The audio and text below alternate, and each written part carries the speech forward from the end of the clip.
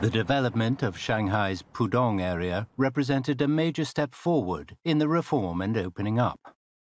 This footage, shot at Spring Festival 1990, shows Shanghai Municipal Party Secretary Zhu Rongji delivering a report to Deng Xiaoping regarding the future development of Pudong.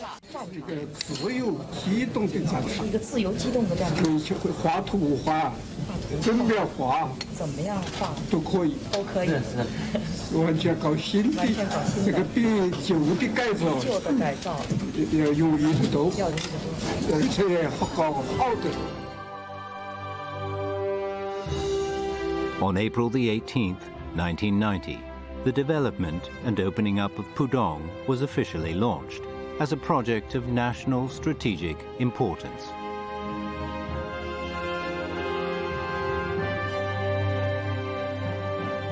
Within 5 years, Shanghai's GDP had skyrocketed from little more than 78 billion yuan in 1990 to a staggering 250 billion in 1995.